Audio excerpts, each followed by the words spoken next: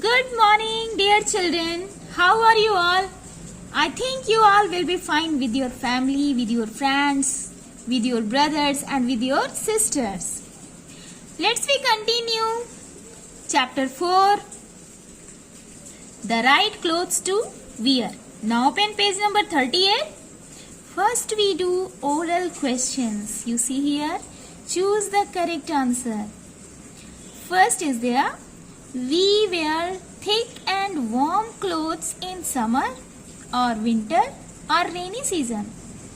हम पहनते हैं मोटे कपड़े, गर्म कपड़े. कब पहनते हैं?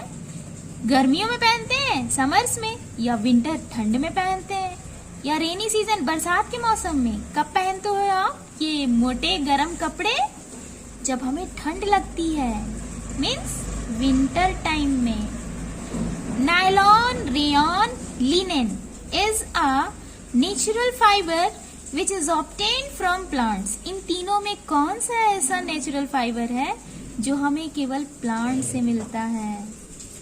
It is linen. People working in factories wear overalls, white clothes और sarees. जो लोग कारखानों में काम करते हैं वो क्या पहनते हैं? ओवरऑल्स क्लोथ्स पहनते हैं, या व्हाइट क्लोथ्स पहनते हैं, या साड़ीज पहनते हैं? वो पहनते हैं ओवरऑल्स. ओके, ओवरऑल्स पहनने से क्या होता है? हाथ पैर सब कुछ अच्छी तरीके से कवर अप हो जाते हैं. The national dress of Japanese women is sari, kimono, salwar kameez. Japanese औरतों का राष्ट्रीय पहनावा क्या है? Kimono. Okay, as you are looking this picture, it is kimono. Japanese women wear that. Care of clothes. कपड़ों की देखभाल. We must always wear clean clothes to stay healthy. हमें स्वस्थ रहने के लिए हमेशा साफ सुथरे कपड़े पहनने चाहिए. After washing, धुलने के बाद, the water should be properly squeezed out of the clothes to help them dry faster. कपड़े धुलने के बाद कपड़ों से जो पानी है अच्छी तरीके से निचोड़ देना चाहिए ताकि कपड़ों को सूखने में, तेजी से सूखने में हेल्प मिले. Clothes should be ironed to look neat. और अच्छा दिखने के लिए सूखने के बाद में कपड़ों को क्या करना चाहिए? आयरन करना चाहिए, इस्त्री करना चाहिए. Silk and woolen clothes should be washed in gentle soap. Silk के कपड़े हो या ऊनी कपड़े हो, इनको स्पेशल वॉश देनी पड़ती है ना, जैसे हम लोग इजी में धोते हैं इन कपड़ों को.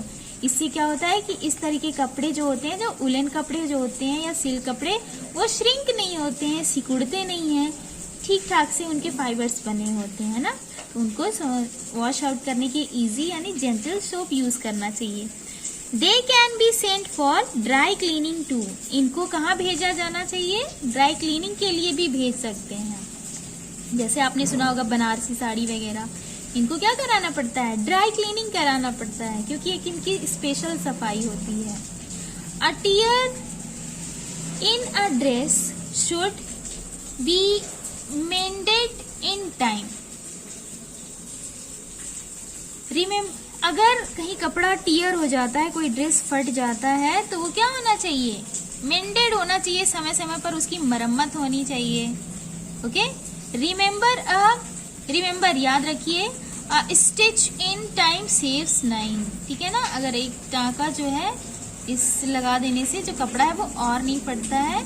अ patient's clothes must be always be disinfectant with an antiseptic solution.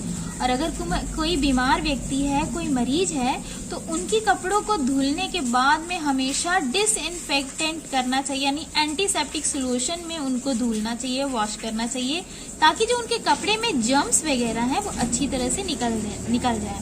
ज्यादातर क्या होता है कि पेशेंट के जो कपड़े होते हैं ना, उनको अच्छी तरीके से बहुत गर्म पानी में जो है धुलना चाहिए, क्योंकि गर्म पानी जो है बहुत अच्छा तरीका है जर्म्स और कीटाणुओं को मारने का.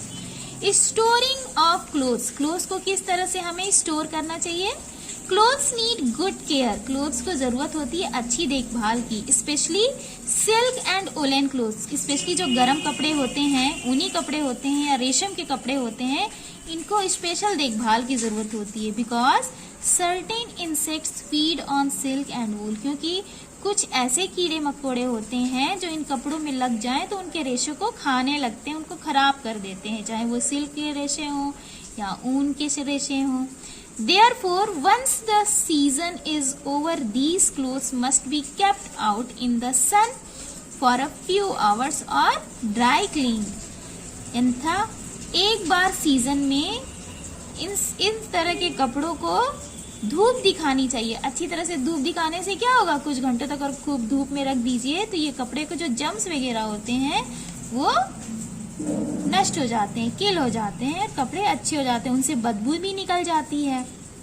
दे should then be stored properly, और इसके बाद इनको अच्छी तरह से स्टोर करके रखना चाहिए। कीप मॉथ बॉल्स और dried Neem leaves between the folds of the woollen clothes. आपने देखा होगा आपकी मम्मी जो होती है फिनोफ्थलीन की जो गोलियां होती हैं उनको अलमारी में, बक्से में, कपड़ों के बीच में रखते हैं। इसलिए रखते हैं ताकि उनसे जो स्मेल निकल रही है उससे जो ये जो जम्स वगैरह हैं वो उसको ना नुकसान पहुंचा सकें। ठीक है। इसके अलावा सूखी नीम की पत्तियों को रखा जाता है, क्योंकि जो सूखी नीम की पत्तियां होती हैं ना वो मेडिकल टाइप की होती हैं, मीन्स मेडिसिनल प्लांट होते हैं जिनके अंदर एंटी बैक्टीरियल कैरेक्टर होते हैं, जिससे उनमें जर्म्स या इंसेक्ट्स वगैरह नहीं लगते हैं। These keep insects away, ये क्या करते हैं, इंसेक्ट को दूर रखते हैं कपड़ों से, उनसे भागते हैं। इनकी कड़वी जो महक होती है ना उससे इंसेक्ट भागते हैं, दूर भागते हैं। Proper care of clothes makes them last longer, और इस तरह से अगर हम अपने कपड़ों की देखभाल प्रॉपर तरीके से करते हैं तो कपड़े लंबे समय तक टिकते हैं, अच्छे चलते हैं। Clean clothes make us look smart, और साफ सुथरे कपड़े पहनते हैं तो हम कैसे दिखते हैं, स्मार्ट दिखते हैं, ब्यूटीफुल दिखते हैं, अच्छे दिखते हैं। एंड फील कंफर्टेबल, और हमें उनमें बहुत आराम भी मिलता है। Dirty clothes can cause skin disease, अगर गंदे कपड़े पहनोगे उसमें जम्स लगे होंगे, कीटाणु लगे होंगे तो इससे क्या होगा, स्किन डिजीज हो सकते हैं। इसलिए हमें कपड़े कैसे पहनना चाहिए, नीट एंड क्लीन पहनने चाहिए, साफ सुथरे कपड़े पहनने चाहिए। ओके।